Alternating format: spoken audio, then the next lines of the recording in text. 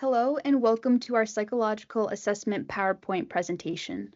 This group project was completed by Kate Bohm, Veronica Derby, Nicole Lemos, Lexi Meyerson, and Crystal Pixley. As we were researching potential assessment topics, we had wanted to represent certain populations or mental health diagnoses that we believed have been overlooked and underrepresented. Due to this, we have created an assessment that targets attention deficit hyperactivity disorder in relation to female adolescents. Our rationale for the creation of this assessment will be discussed in further detail as we progress within our presentation. Our presentation will flow as follows. We'll start with the disorder problem of concern, then nature of assessment, administration and scoring, assessment development process, proposed technical evaluation, and then we'll go into practical applications of the assessment, questions, and then we'll conclude with our references. Before we begin, it is important to understand the neurodevelopmental disorder we have researched and created an assessment for, which is ADHD.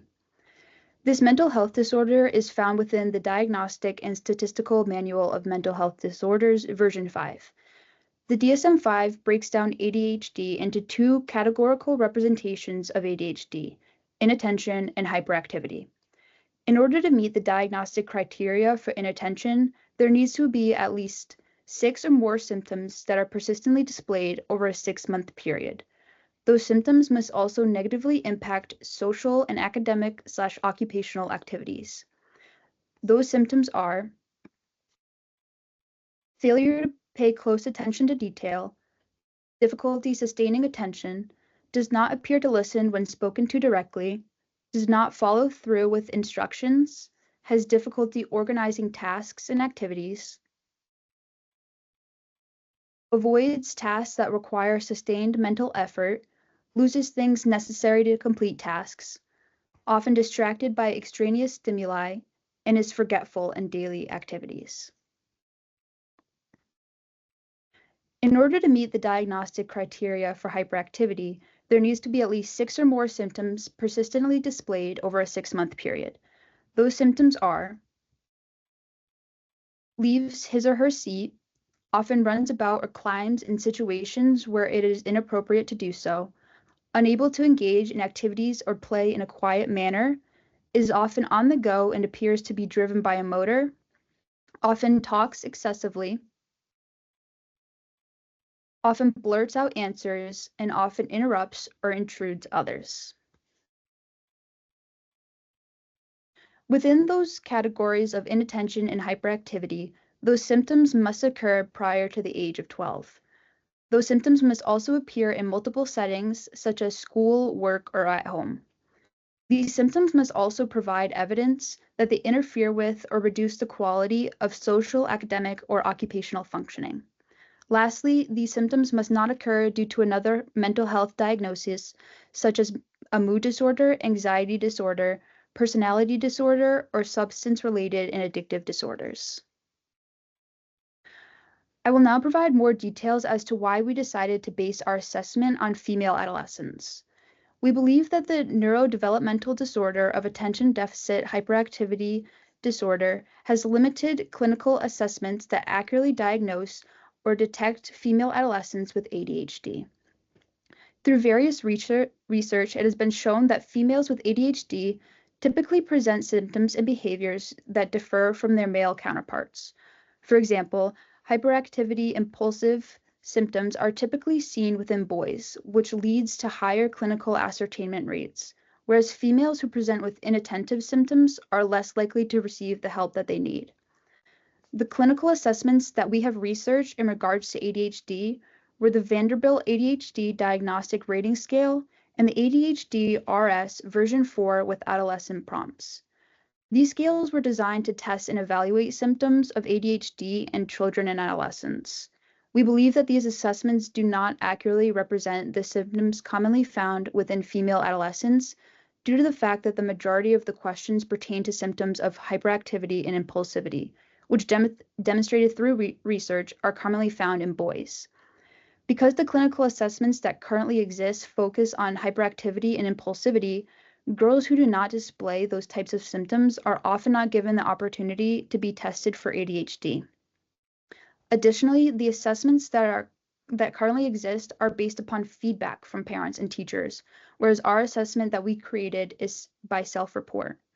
By compiling a list of comprehensive questions and statements that reflect the inward symptoms of ADHD, we believe that ADHD in adolescent females will gain necessary recognition to ensure long-term care that enhances their overall well-being. I will now turn it over to Crystal, who will go over the nature of our assessment. So we'll begin by looking at the item content for our assessment and the categories that are represented within it. When we looked over our symptomology that's associated with our target population, we found 14 different categories that we could split our assessment into. If you see the table 1 on the left, it lists them as follows: academic performance, daydreaming, disorganized, distraction, emotional regulation, flexibility, hyperactivity, impulsivity, inattention, masking, rejection sensitivity, relationships and social interactions, self-worth, and time management. Our source of reporting for this assessment is a self-report, which I think takes us apart from a lot of the other assessments that are already out there. Our target population is adolescent females, 8 to 10 years old, 3rd to 4th grade. And this assessment is unique in the sense that it can be provided in home or at school. The rationale behind our assessment and why we decided to pick the population that we did is because it specifically addresses the unique needs of the population. ADHD in girls is often underdiagnosed, and a lot of their symptoms are overlooked and not attributed to their ADHD. ADHD in girls tends to manifest a little bit differently in the way that it manifests in boys, where their symptoms are typically a lot more physical and easy to detect, whereas females tend to experience a lot more internalized and inattentive symptoms. Some of those symptoms can be difficulty sustaining attention, daydreaming, forgetfulness, emotional dysregulation, and those are just some of the many. This assessment uses age-appropriate language and relatable scenarios that specifically address the unique needs and experiences of 8 to 10-year-old girls. These 8 to 10-year-old girls can already be diagnosed or be in the process of getting a diagnosis and still benefit from using our assessment. It identifies symptoms and tracks the progress of these symptoms over time, which is really beneficial because parents, educators, and other healthcare providers are able to more accurately evaluate their progress over time, which will lead to better and more positive prognoses for these individuals. I'm now going to hand it over to Lexi, who's going to talk about scoring and administration. I will first be going over the instructions for administration and what's important for the therapist to know. When administering this assessment to clients, it's important for any clinician to be informed of the internalization and detection of symptoms in female adolescents. Girls often experience symptoms much differently than boys do, so it's very important to understand the difference between the two. A common feature of ADHD is hyperactivity, in which boys are more likely to exhibit, and for girls, inattention seems to be more likely. It is crucial for therapists to understand the symptoms a client may be experiencing in order for administration to be effective. Along with that, it's important for them to understand the directions of the assessment itself and properly explain them to the client. With that being said, establishing good rapport within the therapeutic relationship can make this process much easier and more beneficial for both participants involved. I'll now be going over instructions for administration and what should be communicated to the client. Communicating the instructions to clients should involve clarifying the goal of the assessment and its purpose and diagnosis. Clients should be informed of how to properly complete the assessment, in which each statement can be chosen based on the individual's experiences, behaviors, and feelings from the past 6 months. Questions can be asked on the rating scale of never, sometimes, or always, where never can be a score of 0, sometimes being a score of 1, and always being a score of 2.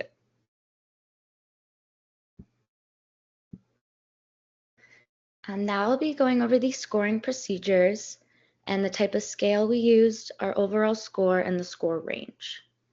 So the scoring procedure for this assessment utilizes a Likert scale in measuring the individual's feelings, attitudes, and behaviors.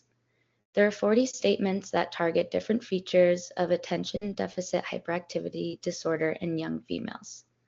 The questions and statements can be answered based on the individual's experiences from these past 6 months.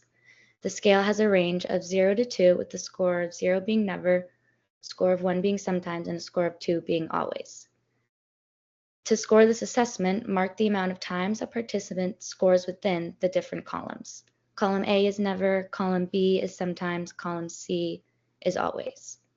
Add up each separate column and then find the sum of those numbers to calculate the total score.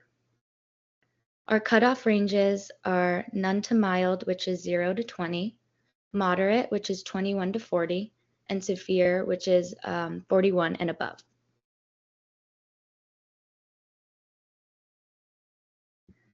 Now I'll be going over our rationale for the scoring procedure. We decided on the total score of never statements to equal 0 because it will indicate that no symptoms of ADHD have been present. An individual that scores majority in the never column has not experienced the features of ADHD within the past 6 months. We found the scoring range of 0 to 20 for mild or no symptoms by dividing the total score of the sometimes column in half. This suggests that the individual may sometimes experience those feelings or behaviors of ADHD, but not to the extent that an individual with the actual disorder would experience. We decided on having the sometimes column have a score of 1 and a total score of 40. Participants that score within the range of 21 to 40 are scoring mostly within the sometimes column, indicating the possibility of diagnosis. With that being said, the statements regarding an answer of always represent a score of 2 and the highest possible score of 80. We decided on having the severe range be 41 and above, indicating that the individual has constantly been experiencing the features of ADHD for the past 6 months. Now for interpretation and reporting of scores.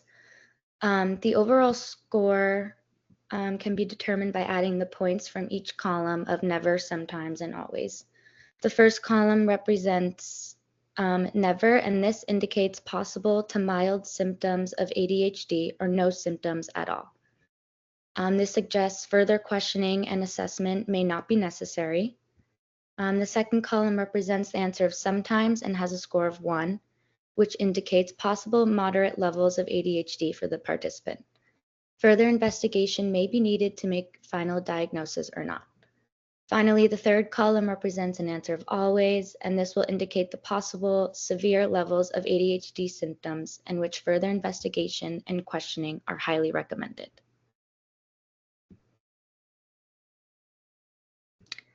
Lastly, I will be going over the interpretation reporting of scores and how to communicate the scores to clients. In interpreting and reporting scores to clients, it is important to explain the characteristics and features of the diagnosis. A participant may not understand the goal of the assessment they are taking or what their scores may mean. Clinicians must make sure they explain in great detail what each range of scores indicates and what that means for the individual. Depending on the client's scores, it is important to explain the meaning behind the range of scores and where they lie.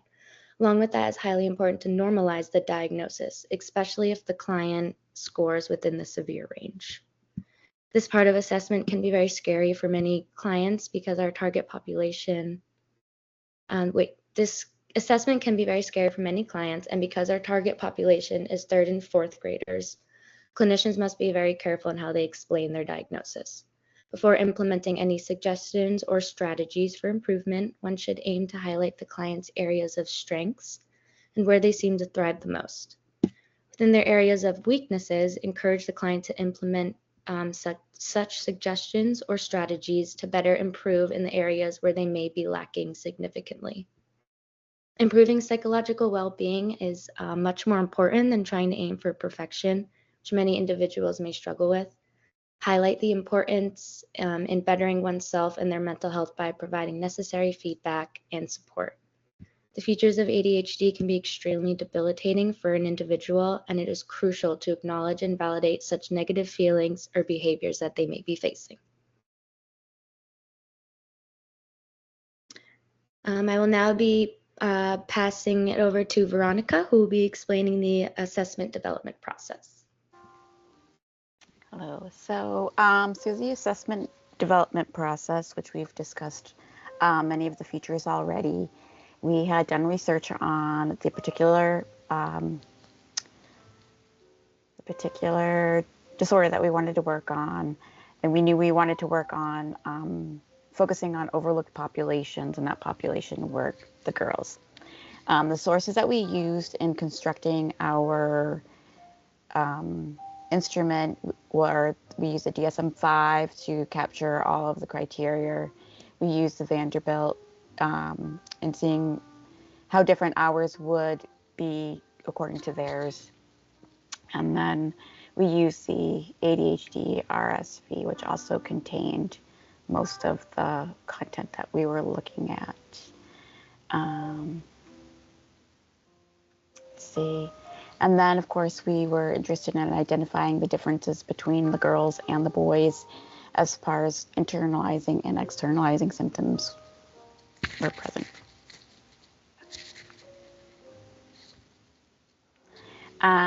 So we designed our assessment through categories. The categories earlier were mentioned, and they were focused more on internalizing symptoms than they were on externalizing symptoms.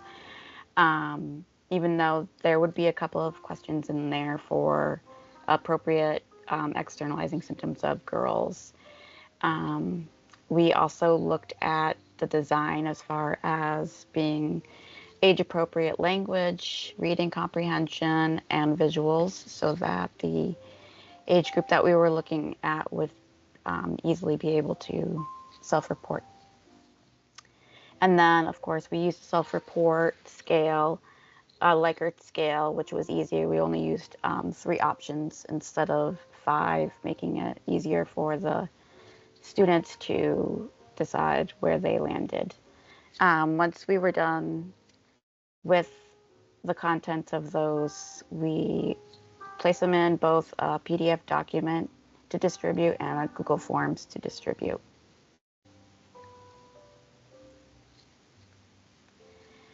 All right, so the volunteers that we were able to obtain in order to get feedback for our assessment included professionals, masters in education, special education, and other elementary school careers. Some of the feedback was just, more simple verbiage. They've seen a lot of parent-teacher administrative skills for the students rather than a self-report, and then to keep not only the wording but the items as simple as possible. They also suggested that some of the items that we did not include into the assessment were hyperfixation, which is common in children with ADHD, and overall just the appearance. And then from our peers with ADHD and otherwise to give us feedback.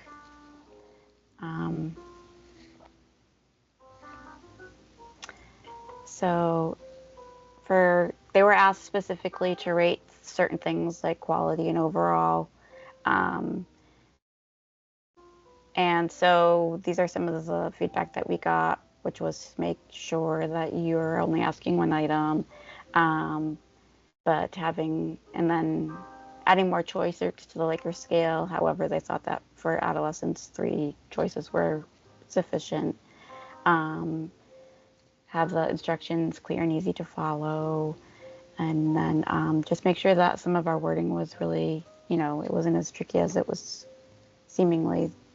Then overall, they did believe that the assessment was capturing what we were intending it to capture. And they believed that it wasn't too complicated for young students to take. And then they actually did enjoy the fact that we included things with executive functioning and the social emotional well-being and welfare of the students. The next slide is some of the changes that we made throughout the process. So originally we had started with 63 questions, and then we ended up finishing with 40 items for our assessment. The above images show how we made particular changes to each of the questions, such as number 14. It's been slimmed down and more similar, and a lot of the wording has been changed.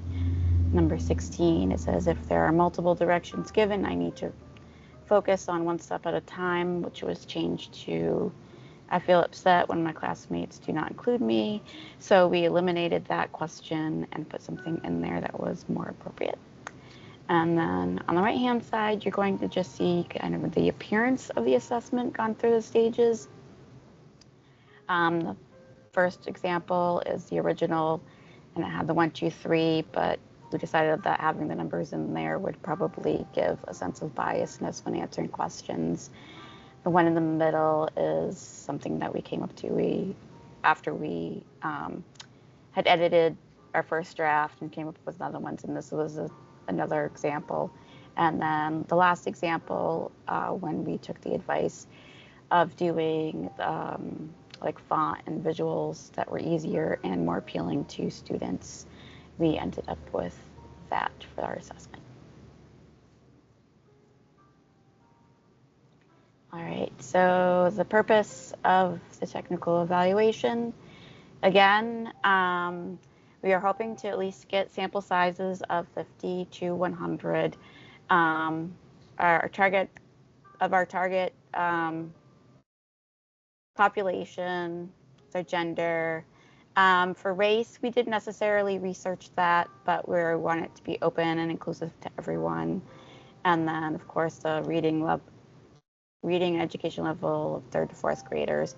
And then we figured inner city schools would be a great place to find our samples. So we went to the website. There's a National Assessment of Educational Process, and it kind of has these instructions on being able to develop your assessment, find your population. So when you're finding your population, you can go through and you'll find that there is a place where they help you with school selection. And then each step of the way that you go through the national assessment narrows down schools that would be able to participate in the study. And then we would send our assessments and our asking to give the assessments, to use the assessments in their schools, and then to each of the school districts. And then from there, of course, once we have our dates to administer and parental consent, we could administer it. We just wanted to make sure that we included that through this proposed evaluation, that we were maintaining our ethical standards, being aware of the risks and benefits of the assessment, which we ruled that was more beneficial than it was a risk, and then make sure that our informed consent included our purpose, our procedures, let them know that we're aware of the confidentiality, and so on. Next slide. So our focus, we were hoping to reach inner city kids because of the more diversity they would have with the children, and have access to larger populations for our sample. We also figured that it would be a good place where we could generalize the assessment for the rest of the population, and their demographics and education level. And then we're hoping that we could use this eventually as an evaluation tool for students and children, possibly being assessed with their IEPs, without their IEPs.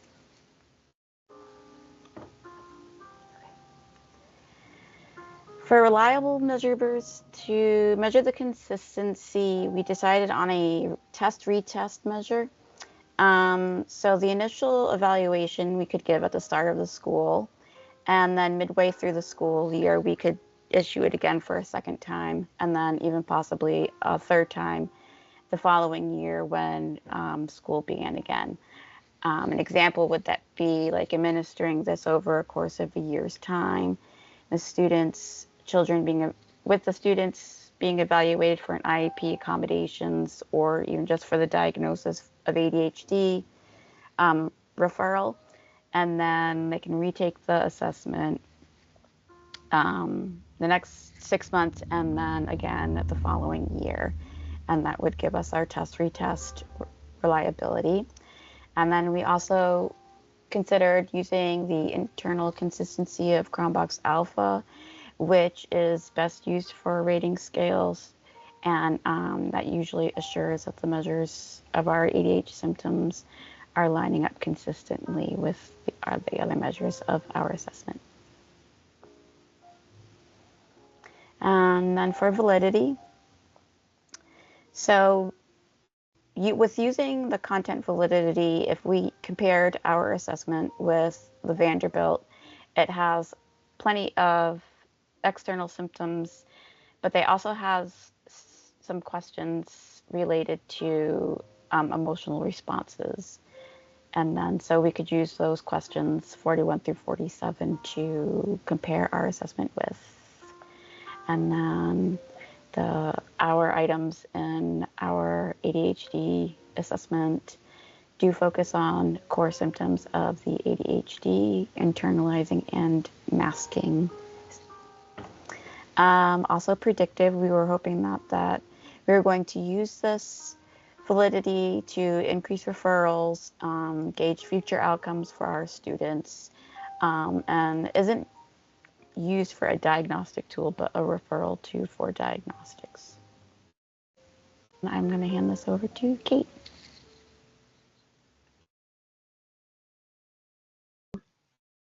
I'm going to be talking about the practical applications of assessment. The first slide is about treatment planning and interventions. As we've discussed, our assessment identifies overlooked symptoms to aid in diagnosis. Oftentimes, when people think about ADHD, they think of the symptoms like hyperactivity that's commonly found in boys, but with girls, a lot of the symptoms are internalized and they're not really paid attention to like hyperactivity is.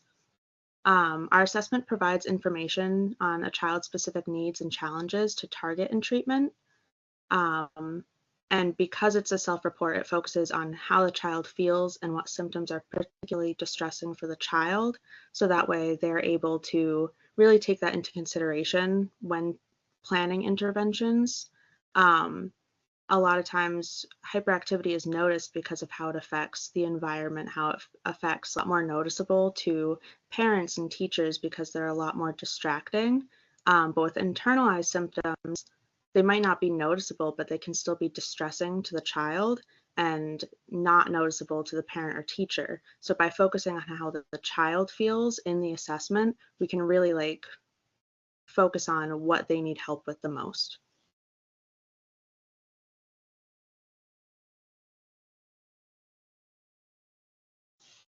So next is why this assessment is more appropriate than current assessments that we have. Currently, there does not seem to be a self-report questionnaire for pre-adolescents testing for ADHD. A lot of the assessments available are based on how the parent and teacher sees symptoms within the child.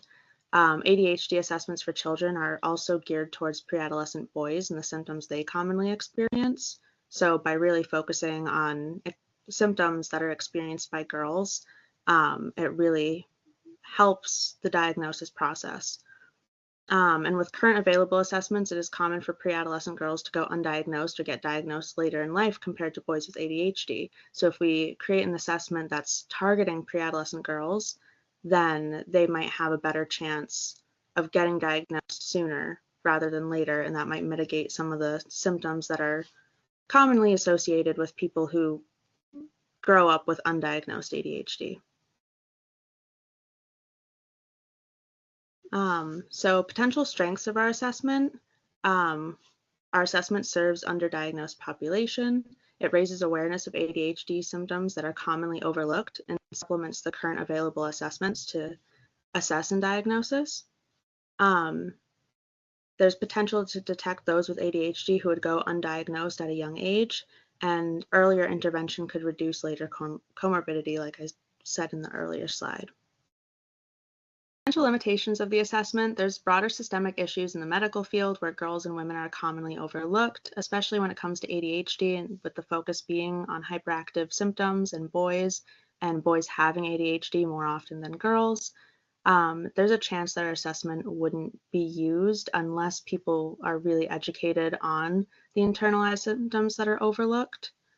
Along with that, our assessment is pretty lengthy, especially for our target population. When you think about 8 to 10-year-old kids filling out a 40-question assessment, it might seem a little daunting for them. And despite the length, we are missing some questions that could provide additional details. One of the questions that we are missing is internalized hyperactivity, because oftentimes girls do have some hyperactive symptoms, but they're still more internalized and they might come across as like talking too much. And we don't really have a question that assesses that as much. Another limitation of our assessment is that it is not a diagnostic tool. It only has potential to recognize symptoms. And we wanted our assessment to be inclusive, but we failed to take that into consideration when designing assessments. We didn't really think of cultural differences when we were going and making our questions. So this is the part of the presentation where we're going to go over how to take the LMPDB scale. So the test administrator would hand the recipient this paper, and you would fill out your name, your gender, the date that you're taking the exam, your birthday, and then your chronological age.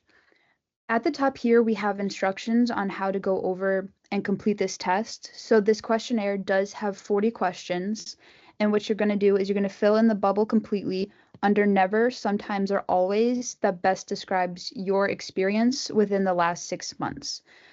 So within our test, we have prompts and questions that can be applied to either you never experienced them, you sometimes experience them, or you always experience them. So within our test, we did go ahead and randomly fill in these bubbles. So this isn't a specific example of a client. This is just something that could potentially happen when someone is taking this assessment. So for example, this first question here is, I interrupt the class and the teacher asks me to wait my turn or listen respectfully. So as the test recipient, I would answer this question and I would think, do I never do this prompt? Do I sometimes do this, or do I always do this? And in this case, the recipient answered never. Similarly, within question 2, I often forget things like assignments, chores, or things that I need for school. Again, I would ask myself how often I do this, never, sometimes, or always. And in this particular example, I answered sometimes. And the test recipient would continually do this throughout the 40 questions, as we can see here. And again, too, we filled in these bubbles randomly. And as you scroll down to the ending of our test, we have the interpretation of the scale. So this is the part where you go over how many questions you answered never, how many questions you answered sometimes, and how many times you answered always. Then you would add up the total, and in this last one here, you'd multiply it by 2, but we'll get there eventually. And then you would receive your final score. So I'm going to scroll up to our questions, and I'm going to count how many times that I particularly answered never to the prompts that were asked. So with never, we have 1, 2, 3, 4, 5, 6, 7, 8, 9, 10, and 11. And of course, too, the person who is correcting this test would go over it multiple times to ensure that the number is correct. So I'm just going to write how many times I answered never here, which was 11. Then we're going to do the same thing and apply that to sometimes and always. So we're going to scroll up again, and we're going to count how many times that we answered that prompt within the sometimes column. So we have 1, 2, 3, 4, 5, 6, 7, 8, 9, 10, 11, 12, 13, 14, 15, 16, 17, 18, 19. So that's how many times that we answered within the sometimes column. So I would just fill in sometimes. And because sometimes has a weight score of 1, we would only multiply it by 1, so we still are left with the score of 19. And last, we're going to go over our always column. So we have 1, 2, 3, 4, 5, 6, 7, 8, 9, 10. We answered always 10 times, but because always has a score of 2, we're going to take how many times we answered within the always column and multiply that by 2. So for this one, we would get a score of 20. And then what we're going to do is we are going to add up the total score. But remember, because the never column is actually 0, it holds no weight within the calculation. We're going to make sure that it's marked as 0. So our total score for our ADHD test in this particular case would be 39. So as we go to the bottom, it's going to show the implications of that score, and we would fall within the possibly moderate ADHD. And I'm going to hand it over to Crystal now, and she's going to talk about those testing implications. So if we examine this example of our assessment filled out, we can see that we do fall into the possibly moderate ADHD category, as Nicole had mentioned. But something that this score also indicates is that they're on the borderline between being moderate and being severe, which is why an assessment like this is really useful in a clinical setting where maybe you have someone who is on the verge of getting diagnosed. Maybe mom and dad are toying with the idea of getting them further assessed, or a teacher is toying with the idea of maybe advocating for special services for a student. A test like this is able to kind of solidify where they stand in their ADHD journey. So I think that that kind of speaks as to how this can be utilized and put into practice in real life.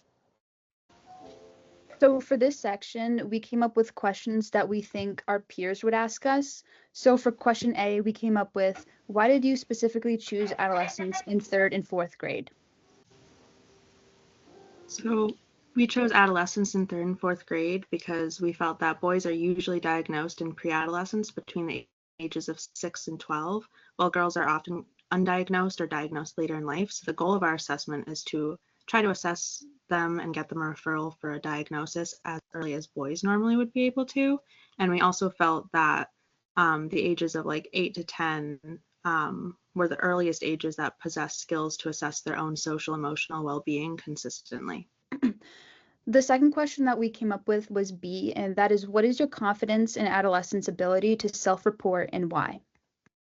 So when we were developing this assessment, we found it really important to make sure that we were getting insight from people who have worked with this population in particular.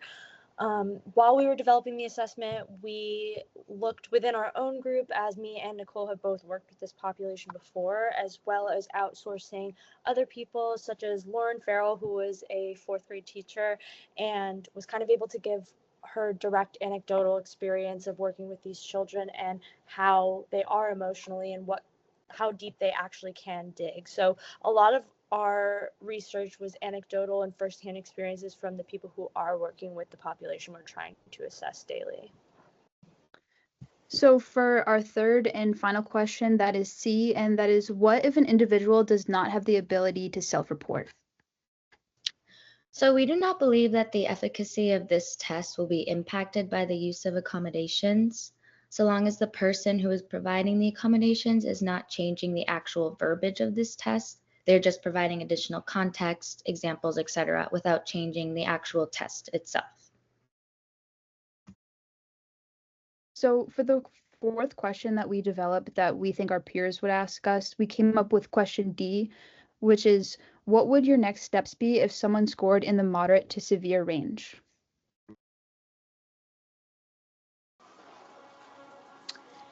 So that question, Our next steps would be, if a student scored within the moderate to severe range, would be to refer the student for further evaluation. And what's good about this is that a student who does score on the lower end of the moderate, or the high end of moderate to severe or moderate, they may be overlooked and then never receive a referral for further evaluation.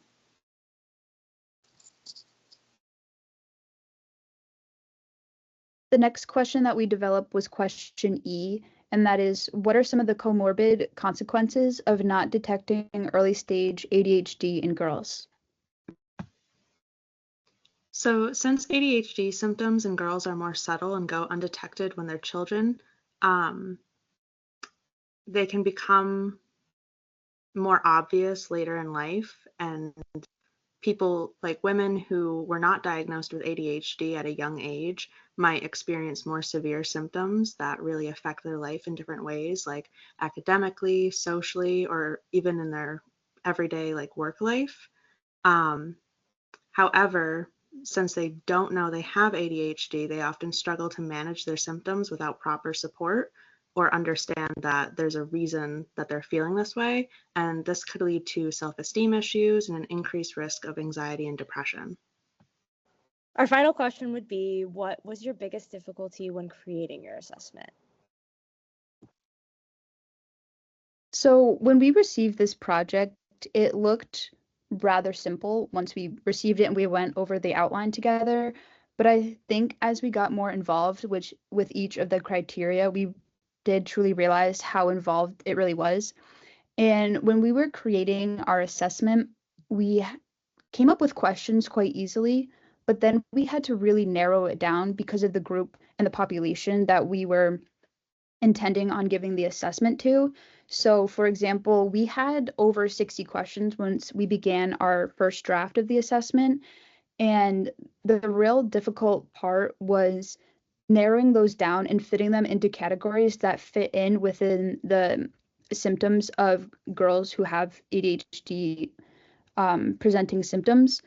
Narrowing it down was really difficult as well because we came up with our own questions. And then once we sourced those out to different people and we received feedback, there were a lot of things that maybe we overlooked too, because once you're in the depths of creating your own assessment, you get really involved in the way that you're creating it and you don't really see outside perspectives.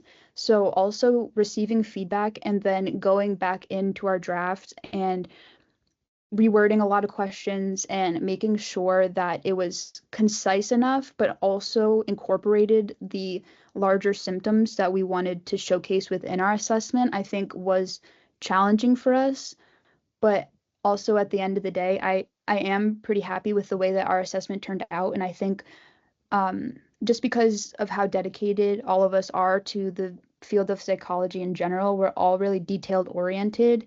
And we just thought of every possibility that could come about when we were creating this assessment, which in terms created a lot of drafts that we went through and a lot of just rewording and different orientations of each particular assessment essay. We went through a lot of stages to get to our final product, which in conclusion, I am really happy with what we were able to come up with. I know that everything has, potential for growth in areas where we were limited within our assessment, but I think we were able to overcome the biggest difficulty, and being graduate students creating a psychological assessment, I think in and of itself is a big task, and I'm really proud of my group for working through the difficulties, realizing the weight of what we were asked to do, and also producing, in my opinion, some of our best work. So definitely the biggest difficulty was narrowing down all the options we had, but I think we did so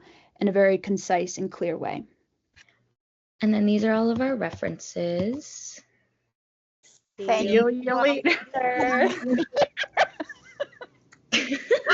So sorry.